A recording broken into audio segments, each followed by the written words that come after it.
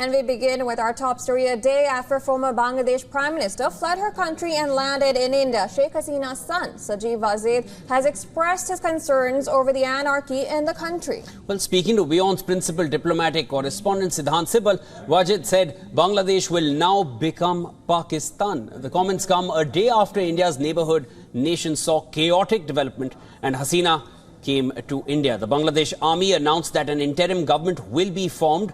Hasina's son pointed out how the international community was busy criticizing his mother for what he called this and that. Hasina was Prime Minister of Bangladesh for 15 years, which saw stability in the country, making it one of the fastest growing economies in the region as well.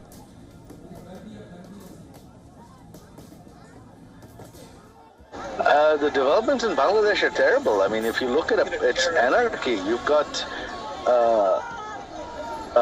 you have no rule of law.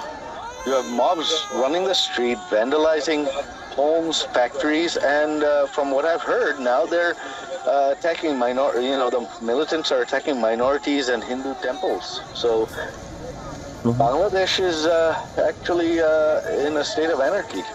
She's in good spirits, but she is very, very disheartened and very disappointed at the people of Bangladesh. After all she has done, after all the development, Bangladesh is now going to become the next Pakistan. No, absolutely not. She is 77 years old. This was going to be her last term. She was going to retire after this anyway. So they are now hunting our Awami League leaders. And the interim government doesn't even include the Awami League. So why would we bother? Any plans for... People have made their choice and they will get the leadership they deserve. My family has been through this 3 times. 3 coups. After this, we are done. We are tired of saving Bangladesh. Bangladesh can handle its own problem now. It's not our problem. I see that as the people of Bangladesh being very ungrateful. They're very, very ungrateful, and they deserve the leadership they get. It's their problem, not mine anymore.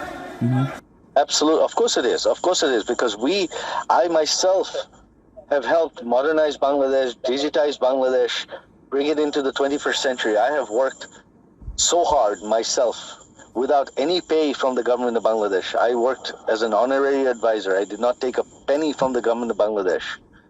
And I built digital Bangladesh. My mother turned the country around from a poor country into a middle-income country. And in history books, Sheikh Hasina's term will always be remembered as the golden age of Bangladesh, because it was as good as it's going to get. After this, it's all downhill. No, because the international community was busy criticizing my mother for this and that. So now enjoy. Watch the minorities getting killed. This is what you wanted. You didn't want Sheikh Hasina? Fine. This is what happens without Sheikh Hasina in Bangladesh. Well, that remains to be seen, but I doubt it. I mean, you look at it today. Even now, there's violence all over the country. What is the military doing? What is the interim government doing? Nothing. They have no power. No, she has not planned to go anywhere. She has made no decisions. She has retired. She will live out the rest of her time playing with her grandchildren. No, her grandchildren, my whole family, we have lived outside of Bangladesh for decades now. We are well settled.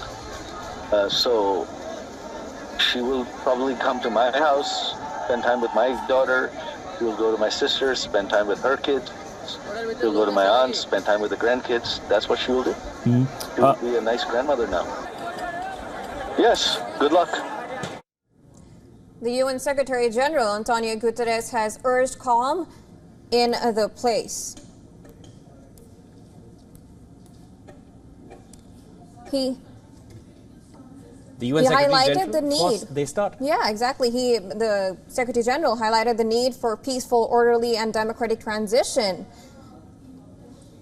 He highlighted the need for a peaceful, orderly, and democratic transition, and of course, India's NSA Ajit Doval met Hasina after she lands at an airbase near Delhi and discussed situation in her country. Indian Air Force is on alert in every eastern sector in view of the developments in the neighbouring nation. India's External Affairs Minister Dr. S. Jaishankar will make a statement in the Parliament on Bangladesh's situation today. On Monday, he briefed Prime Minister Modi on the situation, and India's opposition leader Rahul Gandhi met Jaishankar to take stock about the developing situation in India's neighbourhood.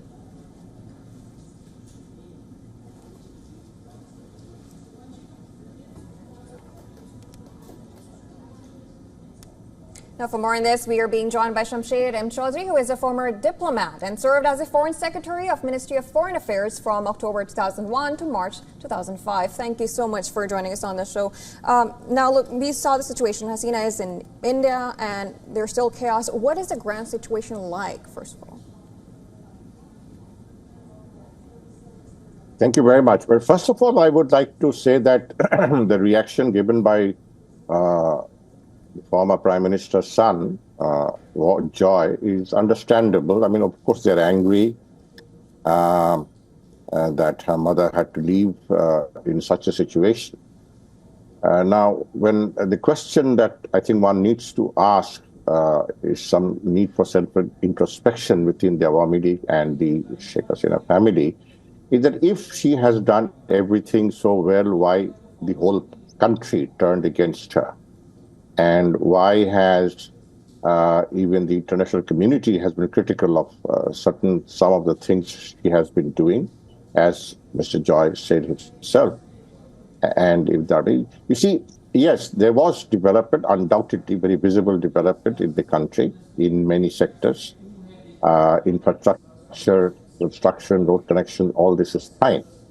What it is very, very important to remember, the development in the absence of accountability, in the absence of transparency, in the absence of total democracy, is never, it doesn't last. I mean, we know the examples from the past in Chile, in Indonesia, in Philippines, where there were a lot of developments under very dictatorial governments, but they all had to leave, just like Sheikh Hasina had to do yesterday.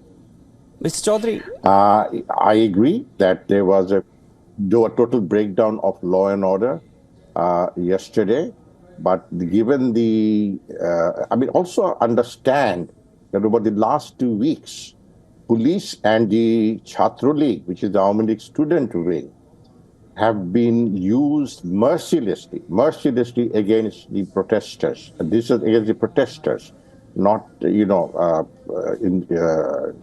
what they're saying, people who are vandalized. I mean, yes, not for once, I support any form of vandalism, any form of breakdown of law and order.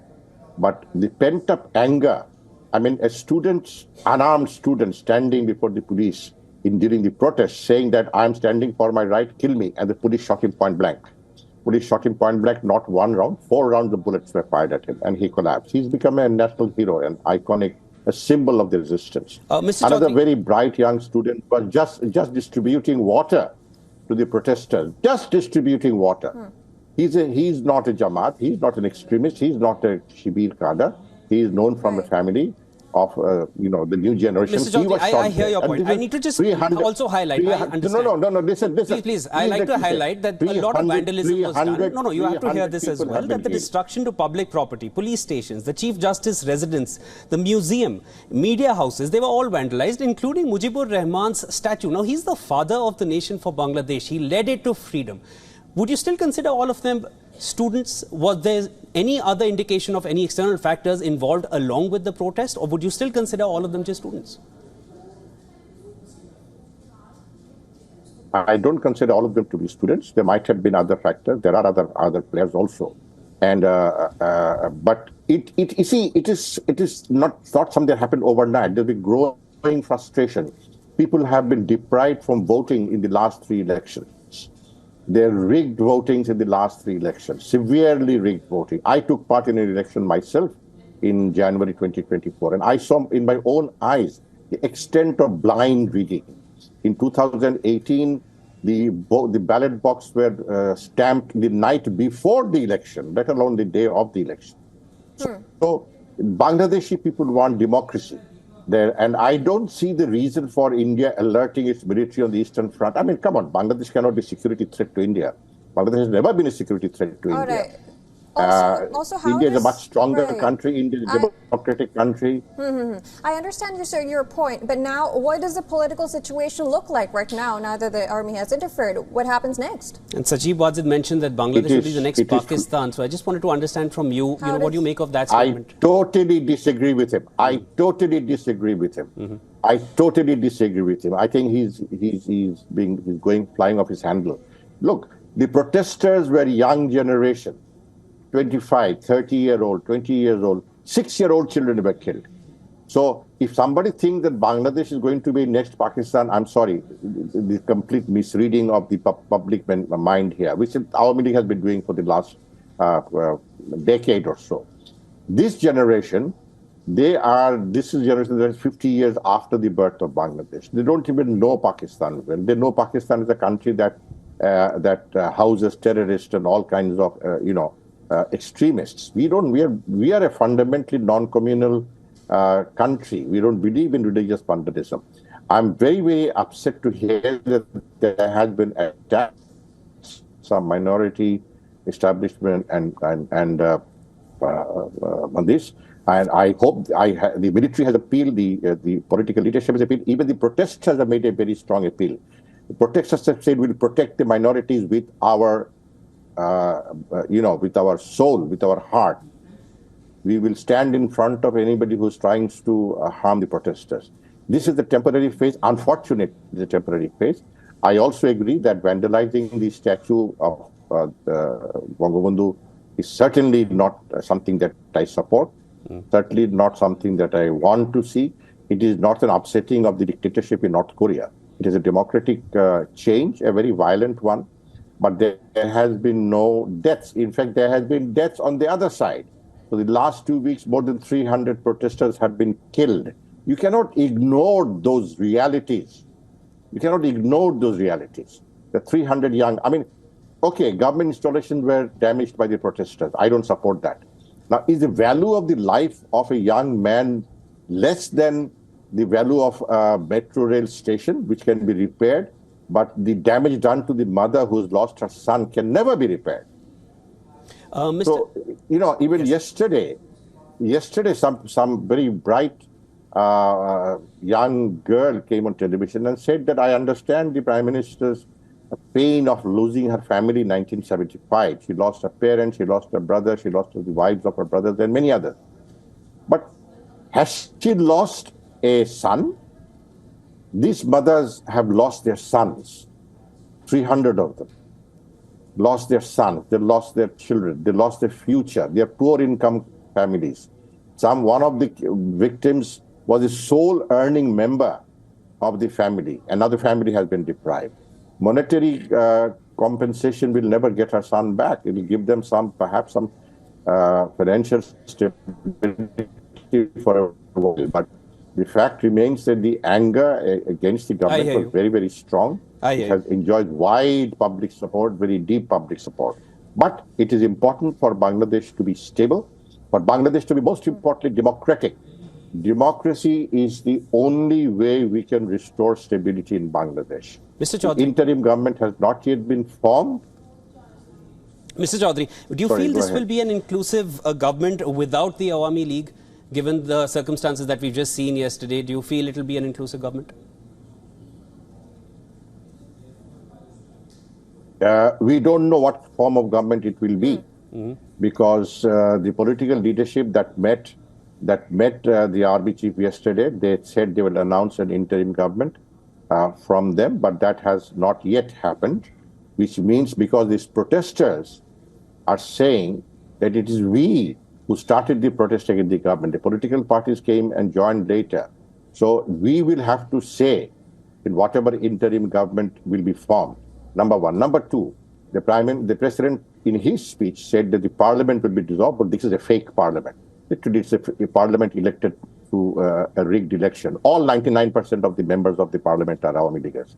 So if there's a new election to be held, it will be, we hope, they will set up an election mechanism on which the people have trust, in which the people have confidence. And the Awami League, of course, will be free to take part in that election. So Awami League should not worry about the interim government. They should look forward to the next election that is going to be held. How and when it will be held, I do not know. What will be the length of the interim government, I do not know. If the protesters want to have a say because they said no interim government that does not enjoy our input is acceptable to us. So they will have to have a say in the interim government, which means perhaps a prolonged interim government with the military backing it. Mr. Chaudhary. Now, President... in regards to restraining law and order, the military has to play a very important role. Now, Bangladeshi President, he has also called for the release of former Prime Minister Khalida Zia. Right, and now how then does this whole thing pan out politically? She's also been under... Well, I think she is very unwell. As you know, she's suffering from a number of ailments. The Hasina government should have been good enough to let her go abroad for treatment, because the kind of illness she has, she cannot get at home. I mean, every Awami League, Tom, Dick and Harry was going out for treatment. And even if they sneezed twice a day, they would go to Singapore, they would go to Bangkok, they'd go to all countries for treatment. Why is this 77, 78-year-old lady who is very physically unable to become involved in any politics, why was she being denied medical treatment? I mean, and they're citing legal matters. Come on, laws are made for people, you know, and the right to medical treatment is a fundamental right of anybody. They could have set conditions and said that, okay, you go for medical treatment for 2 months, 3 months abroad, but you're not involved in any political activity, etc. Why deny a very, very sick person whose life may really be very short from now on? Why deny her the medical treatment? I get your point. The president has said she'll be released, and she'll probably is already home, or maybe will be home today or tomorrow. Mr. Chaudhary, of course, you're there in Dhaka. Now, the visuals we've been seeing are from yesterday. What do the scenes look like there today? Has calm been restored across the nation? If you can give us a better understanding of the situation in Bangladesh, in Dhaka, where you're based. Yes, it's 8 o'clock in the morning in Dhaka, and from my balcony, I can see all the roads and everything. I can see very normal traffic moving here in this part of the city. What will eventually turn out in the next few hours, one has to wait and see. Now, this vandalism, I don't support it. I hate it. I really hate it. I hate it from the depth of my heart. But if you remember when Ferdinand Marcos was overthrown in Philippines, 20, 30 years ago, the same kind of vandalism took place. People entered the presidential palace. They all took out Imelda Marcos's hundreds and pairs of shoes and all kinds of things. That anarchism that reaction is part of, becomes an immediate part of, dramatic overthrow of an unpopular government, unelected government. But I am confident that the people will have to go back to work, because of curfews and all kinds of things, police repression, people could not come out to work. People's shops were closed down. Today, the shops will open. So normalcy will be restored. I'm confident normalcy will be restored. And the interim government set up with public consent will be there. And frankly, I don't think it will, an interim government will not consist of anybody from any political party. So why is how many grumbling about that? I don't know. There will be no political party representative with the interim government.